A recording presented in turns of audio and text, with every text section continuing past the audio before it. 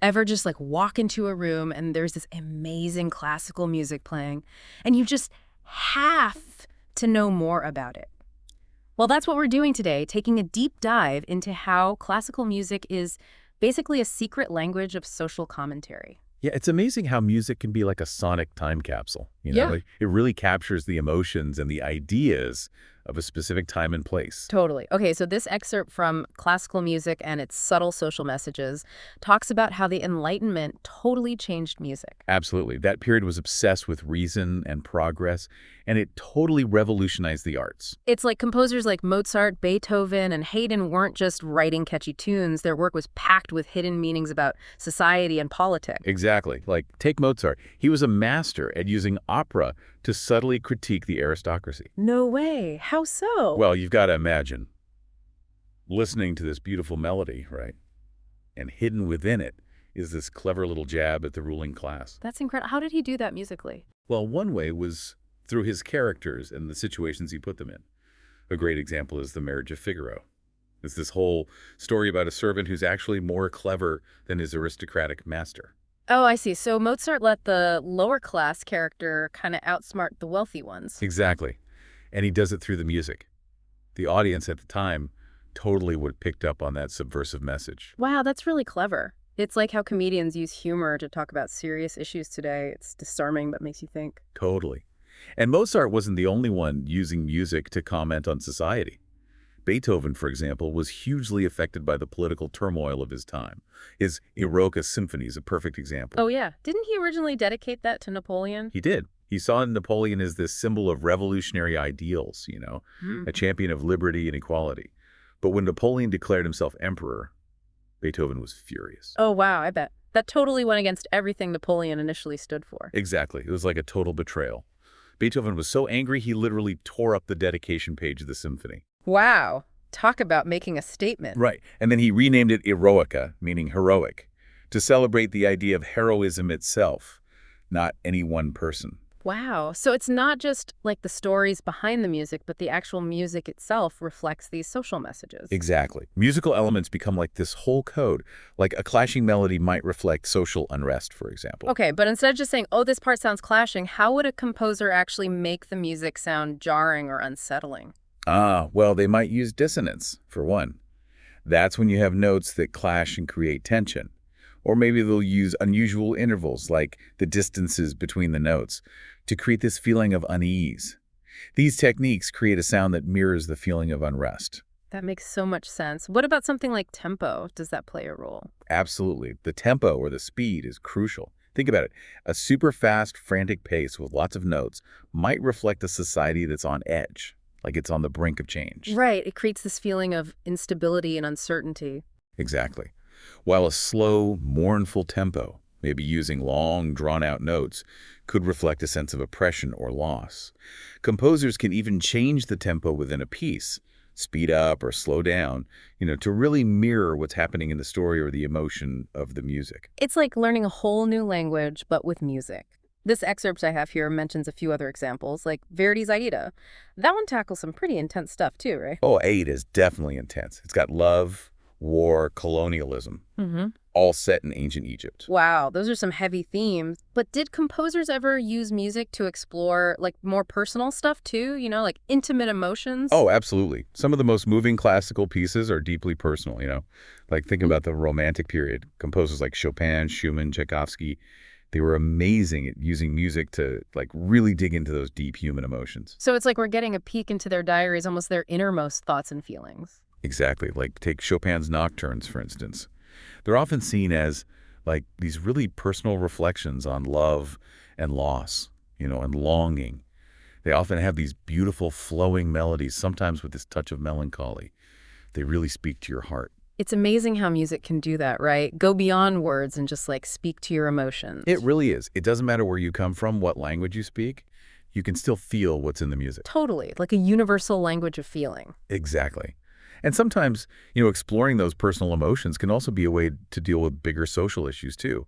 Like, think about female composers, especially back when women weren't really heard. Their music could be like a secret message, a way to express themselves when their voices were being silenced. That's such a powerful thought. Like, hey, you might not listen to my words, but you'll hear my music. It makes you think about how we experience music today, you know? Like, I'm totally guilty of just having it on as background noise sometimes. But after learning all this, it makes me want to really listen, you know? Pay attention to those hidden messages, the emotions behind the notes. I think that's a fantastic takeaway. When Yeah. you listen like that, with this new awareness, classical music becomes more than just sounds, you know? It's like a conversation, a journey you go on. Totally. Speaking of journeys, this excerpt also talks about some cool research on how classical music is good for your brain. Like, we know it can change our mood, but it goes even deeper than that, right? Oh yeah, definitely. There's actually a lot of research now showing that listening to classical music can be like a workout for your brain. Seriously? Yeah. Studies have shown it can actually improve your memory, your focus, even your spatial reasoning skills. Wow, so it's not just good for the soul, it's good for the brain too. So what is it about classical music specifically that seems to have these effects? Well, there are a few ideas about that. One theory is that all those intricate melodies and harmonies, they kind of stimulate more areas of your brain, like making more connections. Another idea is that the patterns in the music, they can actually help organize your brain waves. It's like it helps your brain chill out and focus at the same time. So it's literally like a brain massage, and it's not just about listening passively either, right? Like playing an instrument has awesome benefits too, doesn't it? Oh, absolutely. Learning an instrument, especially when you're young, can really help with things like coordination and discipline. And of course, there's the whole creative side of it too, expressing yourself through music. It's like this gift that keeps on giving.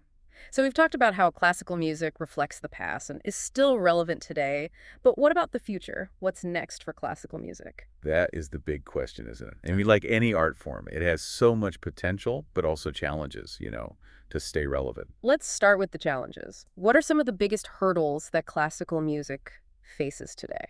Well, one big one is, honestly, its image.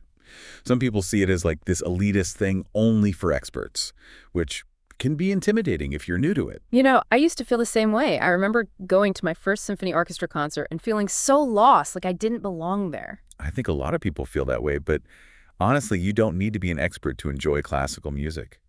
Just like with any art, it's about connecting with the emotion, the story, and there's so many ways to do that. That's so true. You might connect with the power of a huge orchestra, or maybe you prefer a solo piano, or even the drama of an opera. There are so many different vibes within classical music. Exactly. And let's not forget, classical music is incredibly diverse itself. It's not just like Bach and Beethoven. There's so many composers and styles and time periods to discover, from like Baroque to modern stuff. There's something out there for everyone. It's like this huge, unexplored world of sound, just waiting for people to discover it. So how do we break down those barriers then? How do we get more people, especially younger generations, excited about classical music? Yeah, it's like there are these invisible walls keeping people out, right? So how do we break them down? How do we get more people, especially kids, excited about classical music? Well, I think technology is huge. Like, imagine apps that let kids conduct a virtual orchestra or even compose their own pieces. That's such a cool idea. It makes it feel less like, something you'd learn in a stuffy old classroom and more like a video game. Totally. And there are already some really amazing programs out there that are doing that, making classical music more accessible and engaging, especially for younger generations.